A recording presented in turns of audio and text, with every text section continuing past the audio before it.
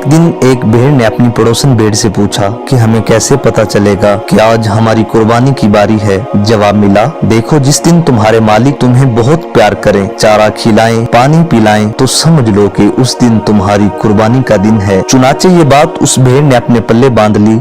एक दिन बिल्कुल वैसा ही हुआ। मालिक ने पहले तो उसे बड़े प्यार से चारा खिलाया, फिर पानी पिलाया और फिर अगले ही लम्हे उसे जमीन पर लेटाकर एक तेज धार वाला आला पकड़ लिया। भेड़ समझ गई कि आज उसकी कुर्बानी का दिन है, तो उसने आंखें बंद कर लीं।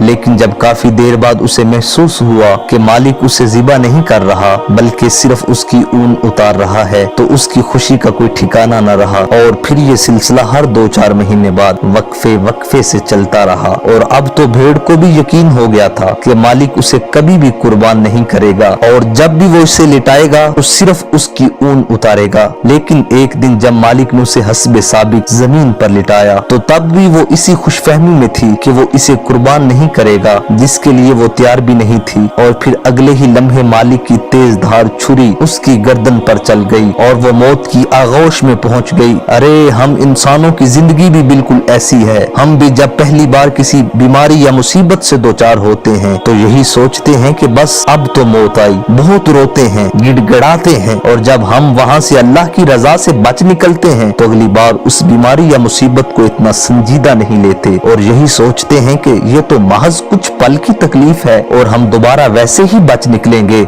लेकिन फिर किसी दिन अचानक वो बीमारी या मुसीबत हमारे लिए मौत का पैगाम लेकर आती है। हमें पता भी नहीं चलता, जिसके लिए ना तो हमने कोई तैयारी की होती है और ना ही जिसकी हमें कोई उम्मीद होती है। ऐसी अमवात की बहुत सी मिसालें हम रोजाना सुनते और देखते हैं। कब्रिस्तान ऐसे लोगों से भरा हुआ है जो ये समझते थे कि बूढ़े होने पर वो अपनी जिंदगी इस्लाम के मुताबिक ढाल लेंगे, पर अफसोस वक्त नहीं रहता।